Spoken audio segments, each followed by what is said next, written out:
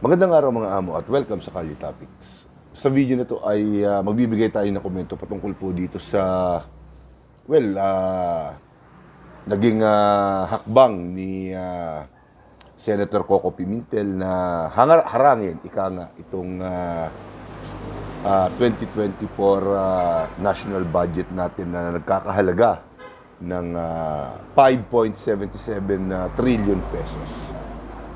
Pero bago ang lahat ay nais ko muna pong batiin ang ating mga amo ng isang masaganang bagong taon at sana ay buo pa ang inyong mga daliri, ang inyong mga kamay at nasa mabuti kayong kalagayan dahil kung nanonood kayo ng balita ay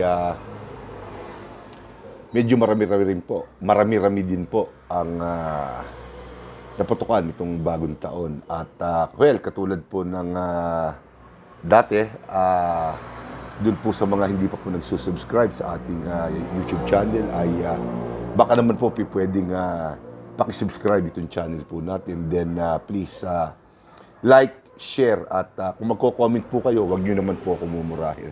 Wag nyo ako mumurahin at ito pong channel na to ay sadyang binuo ko para magkaroon po tayo ng pakikipagpalitan ng kuro-kuro sa mga bagay-bagay na nangyayari dito sa ating bansa at maging sa labas ng ibang bansa. So,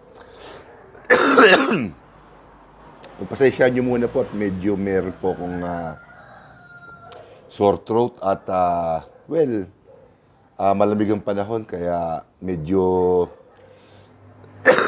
ay nako, tinamaan po tayo ng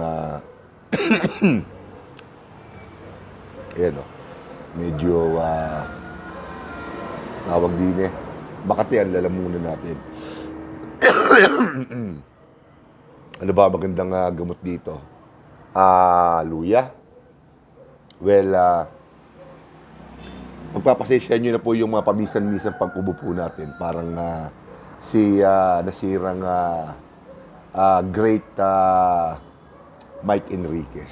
Excuse me po. So, well, kapares nga po na sinabi ko kanina, ang ating bibigyan ng komento ay patungkol po dito sa ayun na naman. 2024 national budget natin na di umano ayon kay Senator Coco Pimentel ay sobra ng 450 billion. At ito po ay napunta dito sa napunta po dito sa unprogrammed appropriations fund. Yun po, unprogrammed appropriations. At syempre makikita po ninyo sa ating pamagat ay unconstitutional ba itong nasabing unprogrammed appropriations na to dahil well, hindi naman po tayo abogado para malaman kung ano ba talaga ang ibig sabihin o eksaktong ibig sabihin itong unprogrammed appropriations na to. Pero ayon doon sa aking mga napanood ay para bang reserbang pera to o reserbang pondo ng Pangulo at kung sakasakalit meron tayong mga emergency at kinakailangan ng mabilisang paggasta ay dito po yata kinukuha itong pera na to. Wala din po itong ipinagkaiba doon sa 2021, 2022 at itong 2023. Pero kaya po hinaharang ni Senator Pimentel itong nasabing budget na to ay dahil well, parang lumalaki itong napupunta dito sa unprogrammed appropriations na to. Dahil nung una maliit lang, around 1 billion lang daw ata. At ora-orada noong 2022 o 2020 ay 1 bilyon dahil nga nung pandemya. Pero parang hindi lang yata 1 bilyon yun sa aking pagkakatanda. Nung 2021, ganun din yata. Parang medyo malaki. 2022, 2023, nasa 200 billion ang napunta dito sa unprogrammed appropriations na to. 2023 naman ay ganun din, 250 yata. Pero ito pong 2024 ay napuna po ni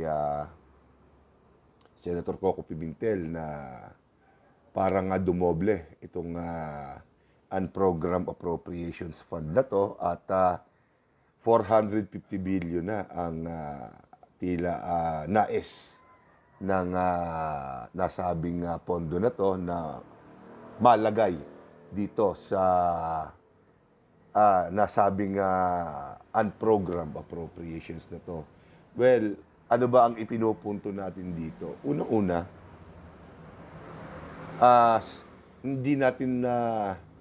hindi tayo pamilyar dito sa mga sa binabanggit na pondo na to. Itong unprogrammed appropriations na to. Hindi malinaw sa atin. At well, kaya nga kini-question ni Senator Coco Pimentel ito dahil sa kanyang pananaw at well, sa ating tingin na rin, para bang lumalabis na itong pondo na to at sa tuwing naglilipat ang taon ay lumalaki ang napupunta na halaga dito sa pondo na to. At walang malinaw na direksyon o malinaw na paggagamitan itong pondo na to.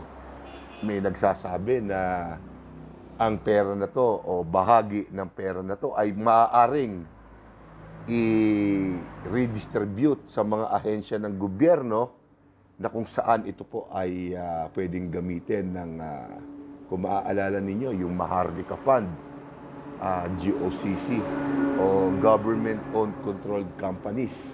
Meron po ang gobyerno niyan, pwedeng dalhin dun yan.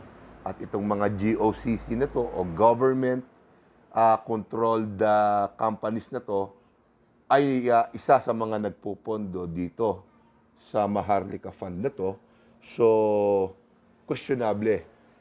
Ika nga. At ayon kay Senator Coco Pimentel ay may basihan siya para masabing unconstitutional itong mga hakbangin na to. So, sa akin naman, bukod doon sa sinabi ni Senator Coco Pimentel na to, ay para bang ibinubuka ang mata natin sa mga, hindi ko sinasabi naman direktang oo, ito nga, baka dito, isa ito, maaari sa mga pondo na kung saan ay nagmumula ang korupsyon. Dahil parang ano to sa aking pananaw, parang yung confidential funds din to na hindi na na-audit ng DBM o ng Department of Budget and Management. Hindi pala na-audit ng Commission of Audit pala. DBM tuloy. Ibang ahensya yun. Pero isa to sa mga nangangasiwa. Yung DBM, isa sa mga nangangasiwa ng ating pondo. So, sa tingin ko, parang ganun din ang datingan nitong unprogrammed appropriations na to na anytime, anywhere, pwedeng i-dispatch yan ng isang individual tulad ng ating Pangulo nang hindi na nasisilipan ng Commission ng Audit, hindi na nangangailangan ng masyadong maraming resibo ng approval ng Kongreso at direkta nang magagamit kagad ng Pangulo. So, kung ito ay walang ipinagkaiba dito sa confidential funds, masasabi po natin na prone ito sa korupsyon. Maaaring maglaho itong pondo na to. Ikalawa, kung halimbawa ba na hindi naman nagamit itong unprogrammed appropriations na to sa loob ng isang taon, ito ba ay ibinabalik sa kabanyaman ng ating gobyerno? Di ho ba? Kasi sa mga ganitong pondo na to kung hindi ito na-aproba ng Kongreso para gamitin at malayang magagamit lamang po ito ng kahit na sino, tama po si Senator Coco Pimentel na maaabuso itong pondo na to. Kaya siguro gusto niyang questionin sa Korte Suprema. At kung ito po ay o kung siya man po ay manalo dito sa pag-question niya sa pondo na to, ano ang mangyayari sa 2024 national budget natin? Kasi hindi sure kung 5.7 trillion ba, kung magiging 6 something trillion, ano ang mangyayari sa 2024 national budget natin?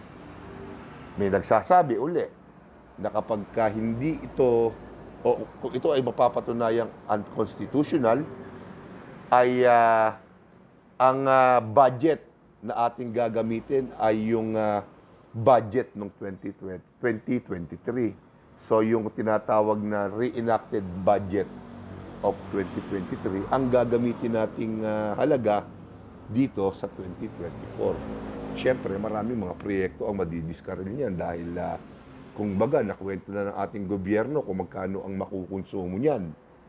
Pero, kung iisipin po natin, may punto rin naman si Senator Coco Pimentel na questionin itong nasabing pondo na to dahil talaga nga naman dumoble from 250 billion noong 2023 ay ora-orada magiging 450 billion. So napakalaking pagtalon ng halaga.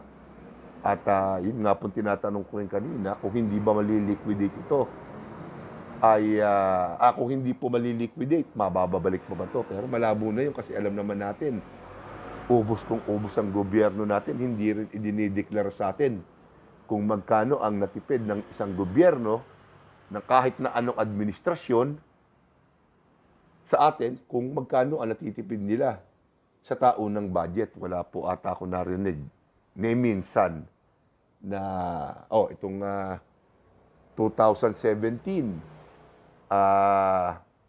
nakatipid tayo ng ganitong halaga, ibabalik natin uli sa kabanaya. Parang wala atang ganun. Parang ang impresyon ko lagi sa budget ng ating bansa ay ubos kung ubos. Kaya itong mga ganitong uri ng pondo na to ay dapat lamang na questionin, ipaliwanag, at kumbaga lagyan din ng mga safety measures kung saan gagamitin, paano gagamitin, at kung paano kukunin.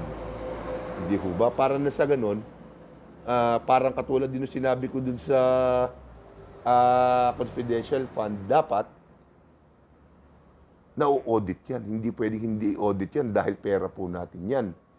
Kaya nga po mapakaraming mga politiko ang nagpapakamatay para manatili sa pwesto o para mapwesto, handang pumatay at mamatay para lamang sa posisyon sa gobyerno, dahil sa mga ganitong uri ng korupsyon. Pero hindi ko pa naman po sinasabi na ito ay isa sa mga uri ng korupsyon ng ating gobyerno. Pero to tell you the truth, sa pangalan pa lang nito, hindi na mapagkakatiwalaan Unprogrammed Appropriations Fund at saka itong confidential fund, para bang sila-silang mga politiko naglalabasan ng mga baho, ng mga diskarte kung paano kumita sa gobyerno. So, babantayan po natin itong paksa na to, itong kung matutuloy man ito, at kaagad-agad, kapag meron po tayong napanood, nakita, magbibigay po tayo ng komento. So with that, ako po si Boss Dags. At kung dito sa channel na to, ako ang boss. Kayo naman po lahat ang mga ampo. Marami pong salamat.